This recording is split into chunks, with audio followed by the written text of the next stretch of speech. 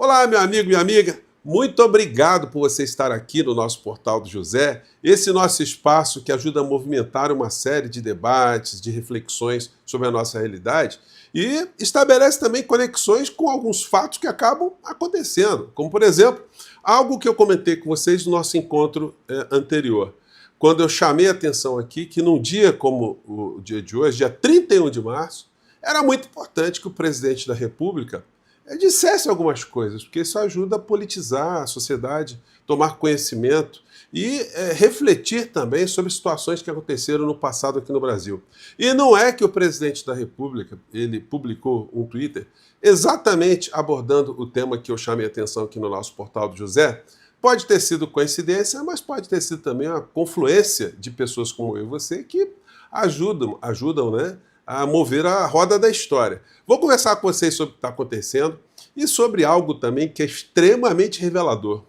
O que faz hoje o covarde mor da nação, nesse dia 31 de março de 2025? O que ele andou fazendo em outros 31 de marços que aconteceram anteriormente? E a sua Orcrim? O que estão dizendo no dia de hoje? Bom, vou conversar com vocês sobre esses fatos, você já deve estar imaginando que deve estar no porvir, mas antes de mais nada é sempre muito importante convidar você que está chegando agora ao nosso portal e ainda não é inscrito, para que, em primeiro lugar, você se inscreva aqui conosco e conheça também os nossos outros vídeos. Se você gostar, compartilhe, recomende, nunca se esqueça do seu joinha, o seu comentário e, se puder, prestigie também nosso clube de membros. Você que é muito bem-vindo e muito bem-vinda. Lembrando a vocês, eu já coloquei uma informação no nosso vídeo anterior, que logo mais às 19h30 eu estarei ao vivo no podcast Critique em São Paulo. Então você vai poder participar, vai ser certamente muito interessante. Eu gosto muito de participar desses programas assim, porque ele permite uma interatividade muito maior, né? Os assuntos que os entrevistadores levantam muitas vezes estão longe daquilo que a gente estava pensando em debater. Então isso faz com que a gente consiga operar sobre muitos conteúdos e coisas muito interessantes. Então, é 19h30, tá o link aí no primeiro comentário do nosso vídeo, tá legal? Vamos aqui aos nossos temas. Gente, depois que eu falei aqui, apontando que outras pessoas também tinham levantado essa questão do presidente da República num dia como esse, ter que falar alguma coisa para ajudar a sociedade a compreender o que nós passamos e o que nós devemos sempre evitar que aconteça de novo aqui no Brasil. Escreveu Lula.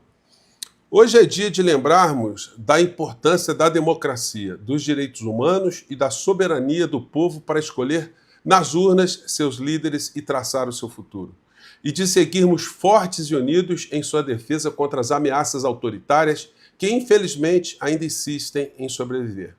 Não existe fora da democracia caminhos para que o Brasil seja um país mais justo e menos desigual. Não existe um verdadeiro desenvolvimento inclusivo sem que a voz do povo seja ouvida e respeitada. Não existe justiça sem a garantia de que as instituições estejam sólidas, harmônicas e independentes. Nosso povo, com muita luta, superou os períodos sombrios de sua história. Há 40 anos, vivemos em um regime democrático e de liberdades, que se tornou ainda mais forte e vivo com a Constituição Federal de 1988. Esta é uma trajetória que, tenho certeza, continuaremos seguindo sem nunca retroceder. Então, o presidente Lula fez essa nota em alusão, certamente, ao 31 de março de 64. Ele traçou aqui essas linhas que, para as pessoas que entendem o que ele escreveu, está muito claro. Mas seria importante também que a gente tivesse aí algumas pontuações históricas, né? Mas pelo menos o presidente da República ele tocou no tema e isso contrasta muito com o outro mundo, o mundo paralelo, que é o mundo do bolsonarismo. O Bolsonaro falou alguma coisa sobre o 31 de março? Ué, mas ele não defende tanto as minhas forças armadas, o meu exército, a minha marinha, a minha aeronáutica e por aí vai? Não. Ele está aqui elegendo mais uma golpista que está presa, né? Como o novo símbolo para substituir a senhora Débora do Batom, a golpista, com histórias muito mal contadas e que ainda não está livre da cadeia, não. Essa gente está achando que a coisa dela está resolvida, ela mesma está achando que a coisa dela está resolvida, mas não está, não. A situação hoje está assim, ó. Seria o fim da minha vida, diz Bolsonaro sob prisão. Então vejam só, gente, esse 31 de março é o dia para falar de covardes, né? De vigaristas, de criminosos, porque todos eles agora estão quietinhos. Tem alguém fazendo nota aí? O Bolsonaro está dizendo aí que 64 foi um movimento muito legal, tem implementado uma ditadura aqui no nosso país. Ele vai falar que houve ali a implementação de direitos humanos, das liberdades, da liberdade de expressão, né, dos direitos e garantias individuais. Ele não vai falar nada disso, né? Porque ele, ao enaltecer o regime de ditadura aqui no nosso país, o regime da tortura, ele fica com uma situação meio complicada, né, nesse julgamento aqui, porque que ele agora é réu, junto com o Sorcrim. O Silas Malafaia, a direita toda, ninguém está falando nada de 64, gente. Impressionante, eles esqueceram. Bom, se eles esqueceram, nós é que não podemos esquecer o que essa gente queria fazer, né? Por isso que eu ressaltei isso mais cedo. O que nós temos é isso aqui, ó. Há alguns anos atrás, aliás, no último ano que a figura do inelegível estava à frente da República, o que nós vimos foi isso aqui, ó. O general Braga Neto, há 3 anos atrás, ele comandou uma ordem do dia. Braga Neto diz que golpe de 64 fortaleceu democracia. Que ironia, hein, general? O senhor há 3 anos estava tirando uma onda, tripudiando em cima da democracia do nosso país, enaltecendo o golpe de 64, e hoje o senhor, nessa data, está encarcerado, em vias de tomar uma condenação pela frente aí que vai deixar o senhor e o resto da Orcrim um bom período na cadeia, né? Aliás, eu tinha até separado aqui o registro da Orcrim, mas cadê o registro da Orcrim? Opa, eu separei aqui, gente, tem que mostrar a cara... Aqui, tá aqui, ó. A rapaziada toda, todo mundo calado, né? Ninguém tá... General Heleno, não vai falar do golpe de 64, não? Vai falar que o Brasil ficou livre, né? Voltou a ser uma democracia. O que a gente vê são essas distorções, por isso que eu comentei com vocês que seria importante o presidente da República falar algo. Veja só o que esses canais de direita, ligados a militares da reserva, o que eles publicavam o tempo todo. Isso aqui foi de alguns anos, 2, 3 anos atrás. Em 31 de março de 64, a melhor extremamente majoritária parcela da sociedade brasileira, com patriotismo, coragem e determinação, uniu-se para pôr fim à segunda tentativa do insidioso e diabólico comunismo. Olha só, gente. O engraçado é o seguinte, essa gente utilizar a expressão coragem. Eu queria saber de algum patriota desse, qual foi a coragem de militares entrarem em alguns tanques e pegarem para ameaçar civis, tirar civil, o presidente João Goulart, que não tinha nem um estilingue, nada nas mãos, e ter destituído o presidente João Goulart sob pena de assassiná-lo, se ele permanecesse no poder. Qual foi a coragem dessa gente? Eles enfrentaram o quê? Eles com os tanques, as tropas, os fuzis, o governo norte-americano colocando uma esquadra para garantir esse golpe aqui do lado do nosso litoral. Qual foi a coragem dessas pessoas? Eles enfrentaram o quê?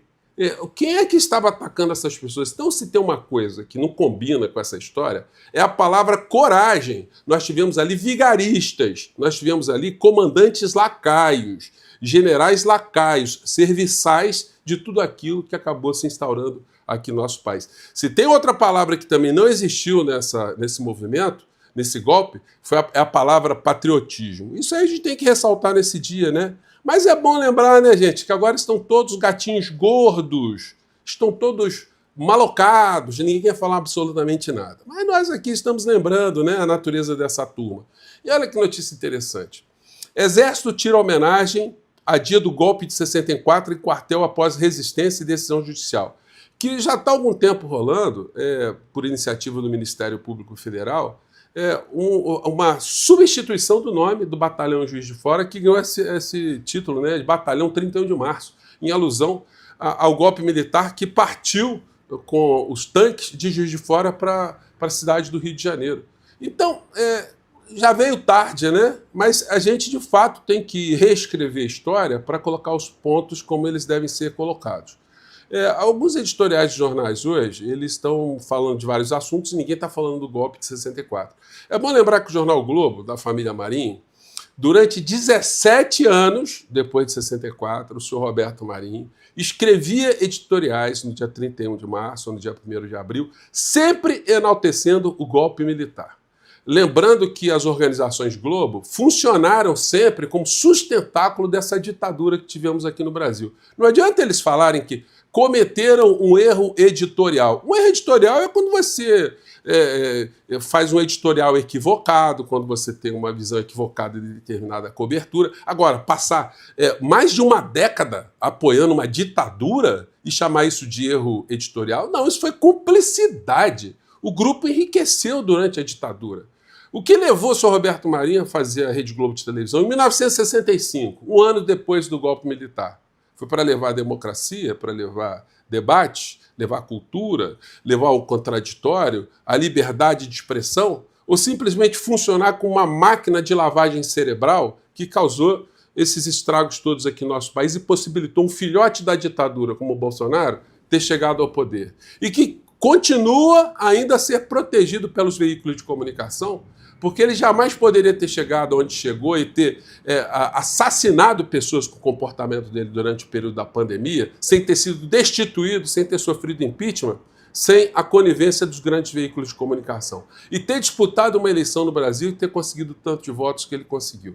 O editorial hoje do Estado de São Paulo, que não faz alusão ao golpe de 64, está dizendo, olha, para a direita tomar cuidado, né? Porque eles estão já tentando fazer a campanha do Tarcísio.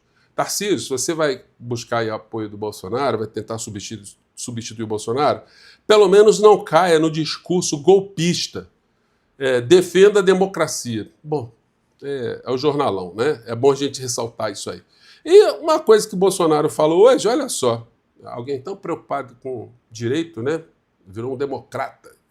Assim, impressionante. Bolsonaro sobre Le Pen, inelegível.